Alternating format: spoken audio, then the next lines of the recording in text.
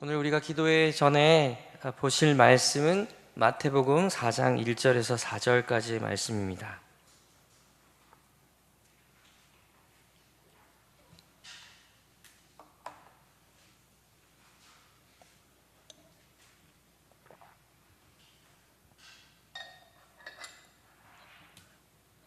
다 같이 함께 봉독하시겠습니다.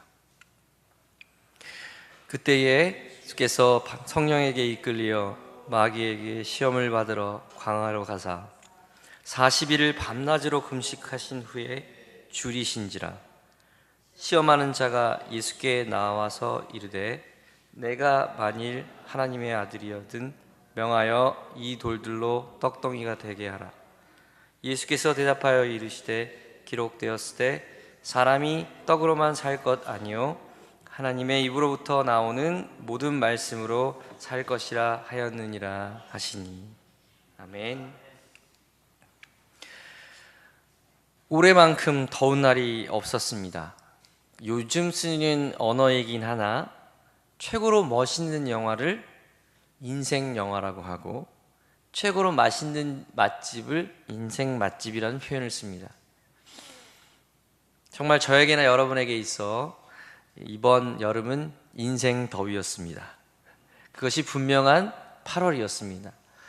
우리나라 기상청이 생긴 이래로 가장 높은 온도를 기록했고 가장 많은 열대야의 날을 기록했습니다. 또한 각종 날씨에 관한 기록을 모두 새롭게 세운 2018년 여름이었습니다. 여러분도 2018년이 여러분의 삶의 이정표가 되기를 주님의 이름으로 축복합니다. 더위만큼 하나님을 사랑하는 사람들 기록을 세우는 그런 2018년이 되었으면 좋겠습니다. 어제까지도 폭우가 내려서 많은 분들의 걱정을 하던 날씨였습니다. 참으로 어려움이 많았던 여름이었습니다. 하지만 저는 이번 여름을 지나면서 하나님께서 우리에게 주신 여러 가지 의미가 있다고 생각합니다. 또한 하나님께서 주신 선물이 있습니다. 그래서 제 삶의 이정표가 되는 한 해가 되었습니다. 지금까지 가장 더웠던 해가 언제였는지 2018년을 제외하고 언제였는지 혹시 아십니까? 맞습니다. 94년입니다. 그때 한창 차인표 신혜라의 사랑을 그대 품 안인가요? 예, 그 드라마가 기억 못 하시겠지만 색소폰을 멋지게 불고 느끼한 대사를 남발하던 그때 94년입니다. 응답하라 1994도 있었죠. 96도 있었죠.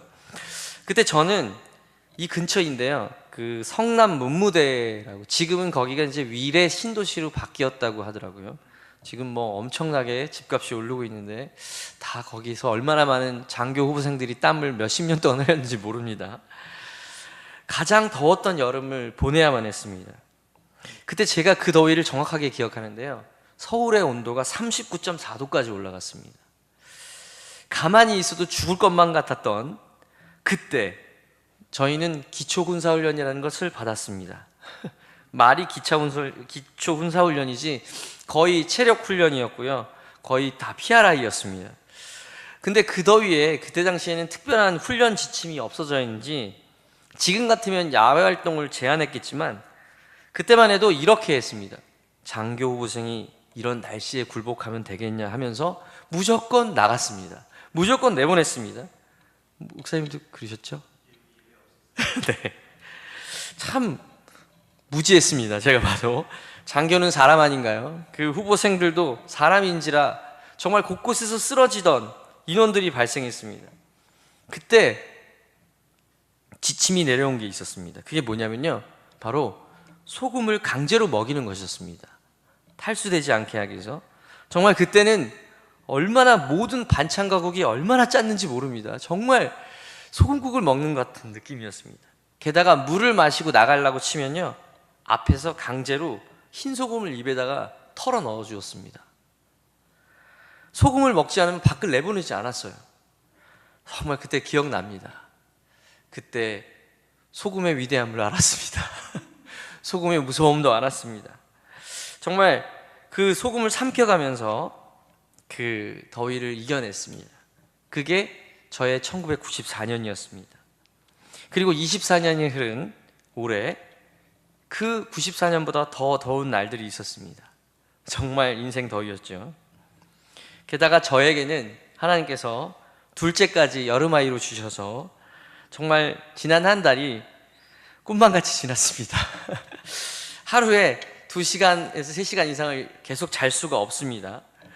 열대야도 불면의 밤, 또 로에리의 감사한 울음소리, 조금은 사실은 많이 피곤한 여름이기도 했습니다. 그런데 저는 이 여름을 지나면서 하나님께서 저에게 새로운 이정표를 주셨습니다. 제 인생 더위가 다시 경신됨으로 인해 저에게 하나님께서 너 이제 새로운 인생의 후반전을 살으라고 하는 것 같았습니다. 여러분, 인생은 후반전이 중요합니다. 월드컵에서도 후반전에 이긴 사람이 이깁니다. 이번 우리나라 지금 아시안컵, 아시안 게임에서 지금 결승에 올랐는데요. 정말 그 8강전에서 선수들이 군대 안 가려고 그렇게 열심히 뛰는 걸 보면서 역시 군대가 무섭구나, 그런 생각도 했습니다. 정말 그 1분 1초, 그것이 중요합니다. 그 1분 1초에 모든 것이 바뀝니다. 여러분, 저는 여러분들도 또한 새로운 인생의 마디를 준비할 거라고 생각합니다. 저는 그 마음으로 오늘의 말씀을 여러분에게 전하고 싶습니다. 이 인생의 마디에, 다시 새로운 인생의 후반전에 이 말씀을 살아야겠다는 마음으로, 다짐으로 오늘 이렇게 여러분 앞에 섰습니다. 모든 설교자가 그렇듯이요, 자신에게 은혜가 되고 자신에게 레마의 말씀으로 들린 말씀을 가지고 단에 서야 은혜를 전할 수 있다고 믿습니다. 저는 이 말씀을 아동부 수련회를 준비하면서 꼭 단에 서게 되면 이 말씀을 전해야겠다는 생각을 하게 되었습니다. 이번 아동부 수련회가 말씀으로 사는 삶에 대한 이야기였는데요, 그 말씀을 준비하다가 이 말씀 접하게 되었고, 이 말씀이야말로 이 광야 같은 세상, 이 척박하고 이 더운 세상에서 하나님께서 우리에게 주시고자 하는 은혜의 말씀이라는 생각이 들었습니다. 사람들은 우리에게 묻습니다.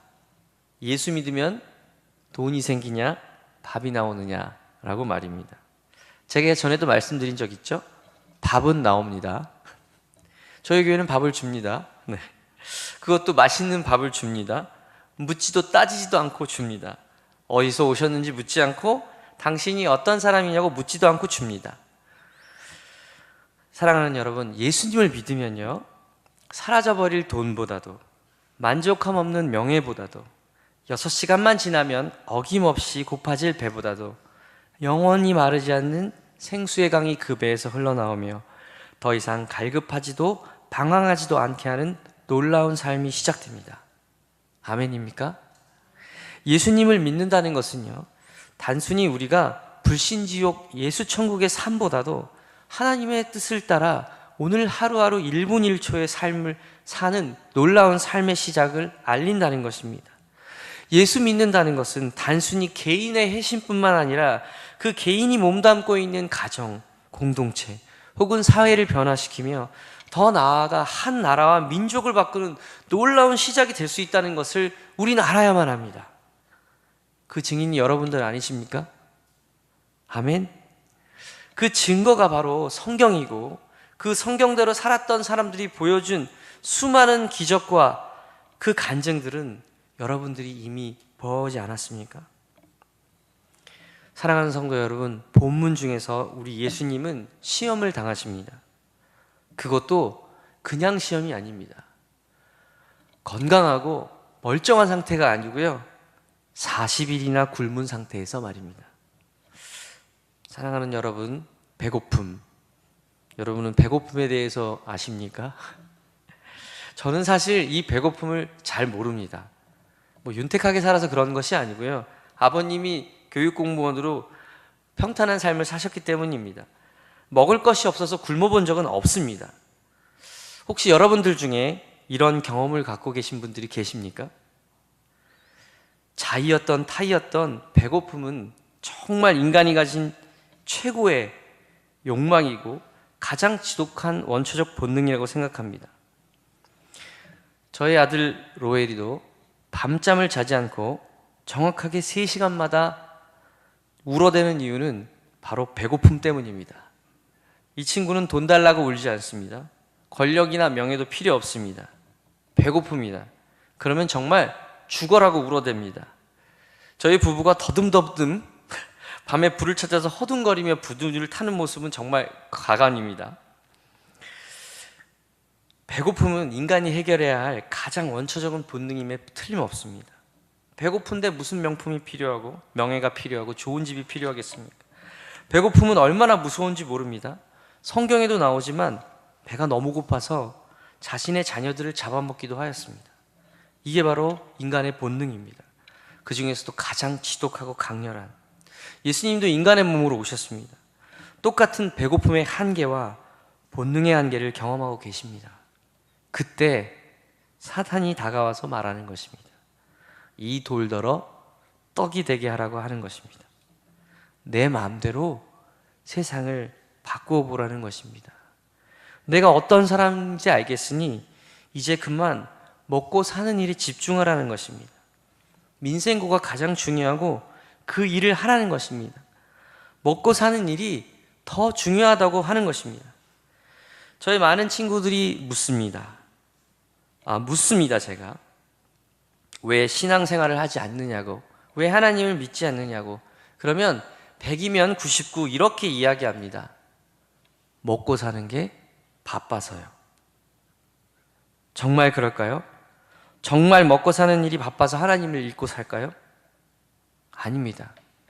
그들에게 시간이 없어서나 먹고 사는 일이 바빠서기보다는 핑계를 찾은 것입니다. 사탄이 이야기한 대로 먹고 사는 게 더 중요하니 이 돌더러 떡이 되게 하고 배부른 삶으로 계속 돌을 떡으로 만드는 삶을 살으라는 것입니다. 여러분, 지난번 도우미 사모님 말씀처럼 그저 흙의 존재로 살라는 것입니다. 돌을 개간해서 땅을 파서 곡식을 추수해서 빵을 만들어 사는 흙의 삶, 계속해서 성실하게 계속해서 빵을 만드는 삶을 살라는 것입니다. 그것이 흑암이고 그것이 어둠의 건세라는 것을 모르는 것입니다. 사단은요, 교묘하게 그 삶에 성실한 사람, 그 사람이 잘 살고 있다고 속삭입니다. 그러나 그건 잘못된 것입니다. 그렇게 성실하게 살던 수많은 가장들이 자살을 하고 수많은 가장들이 다른 것에 만족을 찾습니다. 잘못된 것이었기 때문입니다.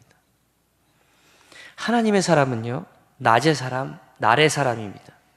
빛의 인생이고 결코 흑암에 매이거나 반복된 루틴에 사는 사람이 아닙니다. 매일 똑같은 시간에 새벽 기도를 해도 그것이 루틴이 된다면 아닙니다. 그것이 창조적이고 율동적이며 성령이 매일 새로운 것처럼 매일처럼 새롭게 자신의 삶을 이끌어가는 사람이야말로 하나님의 사람입니다. 춤을 추며 축제의 삶을 사는 사람입니다. 항상 기뻐하고 범사에 감사하고 쉬지 않고 하나님께 기도할 수 있는 사람입니다. 사랑하는 여러분, 아이들을 보십시오. 얼마나 춤추고 그들의 삶이 얼마나 기쁘고 얼마나 작은 것에 감사하는지 모릅니다. 그들은 땅에 떨어진 유리조각 하나에도 웃고 그것을 만지고 싶어하고 그 빛이 무엇이냐고 묻습니다. 그들의 관심은 아주 작은 것에 있습니다. 하나님이 만드신 것에 대해서 얼마나 민감하게 반응하는지 모릅니다. 그래서 어린아이들이 천국의 주인이 되는 것입니다. 저는 여기 계신 모든 분들이 돌이 떡이 되게 하라는 사단의 이야기를 분연히 저버리고 오직 하나님 말씀대로 사시는 여러분들 되기를 주님의 이름으로 축복합니다. 사랑하는 여러분, 예수님의 배고픔은요, 또한 단순히 배고픔만이 아니었습니다. 지금 예수님은 어디에 계십니까? 바로 광야입니다. 저도 꼭 기회가 되면 가보고 싶은 곳이 있습니다. 바로 이스라엘인데요, 예수님이 다니셨던 그곳을 제 발로 꼭 밟고 싶습니다. 예수님이 오르셨던 겟세마네도 꼭 가보고 싶습니다. 예수님이 제자들을 부르셨던 갈릴리 바닷가도 가보고 싶습니다. 특별히 이스라엘의 광야를 꼭 가보고 싶습니다. 왜냐하면 예수님뿐만 아니라 그곳에는 수많은 성경의 사람들이 경험했던 그 광야가 있기 때문입니다. 정말 알고 싶습니다. 저희 모두 잘 준비해서 꼭 가시지요. 저의 기도 제목 중에 하나입니다. 저희 담임 목사님께서 최고의 가이드가 되어주실 것입니다. 목사님께서 많이 아시더라고요. 2000년 전 예수님이 계셨던 광야라는 뜻은 히브리어로는 미드바르라고 합니다. 이 미드바르는 광야, 거친들, 황무지, 불모지, 사막을 이끌을 때 쓰는 말이라고 합니다. 이 미드바르는 다바르라는 말하다, 명령하다, 말씀, 이르다, 언약, 명하다라는 뜻에 가진 다바르에서 유래했다고 합니다. 여러분 잘 듣고 잘 생각해 보십시오. 미드바르, 다바르 비슷하죠? 놀랍지 않습니까? 광야가 어떤 곳이라는 것인가요? 바로 하나님의 말씀이 이루어지는 곳이라는 뜻입니다. 말씀이 선포되고 약속되는 곳이라는 것입니다. 척박하고 험난한 곳이지만 그곳이 바로 하나님의 말씀이 선포되고 약속되는 곳이라는 것입니다. 광야를 두려워하지 않기를 축복합니다. 광야는 배고픈 곳이 아닙니다. 광야는 힘들기만 하고 척박한 곳이 아닙니다. 바로 하나님을 만나게 되는 곳입니다. 하나님의 말씀이 살아있고 이루어지는 곳이라는 것입니다. 모세도 자신의 백성을 위해 부르심을 확인한 호렙산도 그러했고, 아브라함도 자신의 100년 만에 얻은 아들보다 소중히 여기는 믿음을 모인 곳이 그곳이었고, 환도뼈가 부러져라 목숨 걸고 기도했던 야곱의 베델도 그랬고, 거지처럼 때론 불황아처럼 살아야만 했던 하나님의 마음에 합한 사람 다윗의 아둘람도 그러한 곳이었습니다. 혹시 오늘 이 중에 여러분들이 광야에 있다고 생각하시는 분이 계십니까? 그렇다면 여러분은 하나님의 말씀이 여러분들의 삶 속에 이루어지기를 기도해야 할 때인 줄 믿습니다. 그럼 여러분들은 지금 하나님의 말씀이 이루어지는 곳에 있다는 것입니다. 예수님께서 이 배고픔과 이 물리적인 광야라는 이 인간이 감내해야 할 최악의 상황에서 어떻게 이겨내십니까? 우리 예수님은 어떻게 이야기하셨습니까? 분연하게 이렇게 말씀하십니다. 사람이 떡으로만 살 것이 아니고 오직 하나님의 입으로부터 나오는 말씀으로 이겨낸다는 것입니다. 사람의 생각과 의지, 그 어떤 인간의 교훈도 영원할 수 없습니다. 진리일 수 없습니다. 사람의 맹약과 맹선은 시간이 지나면 사그러집니다. 제가 장담할 수 있는 게 있습니다. 사람은 늙어가고 변한다는 것입니다. 오늘도 제가 여기 오면서 졸지 않기 위해서 저희 아내와 통화를 했습니다. 20분 정도 통화했는데 저희 아내가 그랬습니다. 제가 자꾸 끊자고 얘기하는 것 같으니까, 전에는 이렇게 통화하면 2시간이 지났는데 지금은 20분밖에 지나지 않았네? 라고요. 네. 사람은 변합니다. 제가 또 장담할 수 있는 게 있습니다. 사람은 늙어가고 변합니다. 결국 죽는다는 것입니다. 그러나 제가 또 하나 장담할 수 있는 것이 있습니다. 하나님의 말씀은 영원무궁하다는 것입니다. 하나님의 말씀은 살아있고 운동력이 있어 좌우의 날선 그 어떤 것보다 예리하여 우리의 혼과 영과 혼을 찔러 쪼개기까지 하여 우리를 다시 새롭게 하는 것입니다. 사랑하는 여러분, 맛있는 요리가 무엇으로부터 시작됩니까? 재료의 손질, 즉 칼질부터 시작되어야 합니다. 우리를 하나님께 거룩한 산제사로 드리기 위해서는 우리를 말씀의 검으로 다듬어야 할 것입니다. 우리를 쳐서 복종시켜서 하나님 앞에 순전한 양으로 만들어야 한다는 것입니다. 말씀입니다. 말씀만이 우리를 새롭게 합니다. 말씀이 우리를 살립니다. 말씀만이 할 수 있습니다. 다른 그 어떤 인간의 허탄한 말들이 우리를 변화시킬 수 없고 새롭게 할 수 없습니다. 오직 하나님의 입으로부터 나오는 이 말씀이야말로 우리를 이 유혹의 시대, 이 광야의 시대에서 살게 하는 유일한 길임을 믿으셔야 합니다. 예수님께서 그 40일의 길고 긴 목숨을 건 그 터널 끝에 만난 달콤한 유혹은 정말 거절할 수 없었을 것입니다. 저는 3일만 굶어도 죽을 것 같았는데요. 제가 중학교 2학년 여름 수련회였습니다. 그때 아마 박영민 전사님도 계셨을 겁니다. 가서 새끼 금식을 했습니다. 그때 금식이 끝나고 과자 하나를 누군가 전해주었는데 지금도 그 과자는 제가 가장 사랑하는 과자입니다. 왜냐하면 그때 그 맛을 잊지 못합니다. 그 과자의 그 맛을 지금도 기억합니다. 30여 년이 지난 지금도 혀끝에 그 달콤한 맛이 기억이 날 정도입니다. 게다가 광야입니다. 바람 불고 밤이 오면 들짐승들이 울어대고 새벽녘엔 추워서 덜덜 떨어야만 하는 광야. 밤은 얼마나 길지. 그 빛 없는 그 밤이 얼마나 두렵고 외로웠을지. 그 새벽이 얼마나 숨막히게 간절해지는지. 그런 광야에서 40일을 버텨낸 그 예수님의 답은 바로 하나님의 말씀이었습니다. 사랑하는 여러분, 여러분은 어떠한 인생을 살기 원하십니까? 어떤 인생의 항로를 개척하고 계십니까? 여기 우리의 내비게이션, 우리의 동반자, 우리의 삶을 승리의 삶으로 이끌 단 하나의 키, 하나님의 말씀이 여기 있습니다. 우리 이 말씀 붙들고 함께 기도하기 원합니다.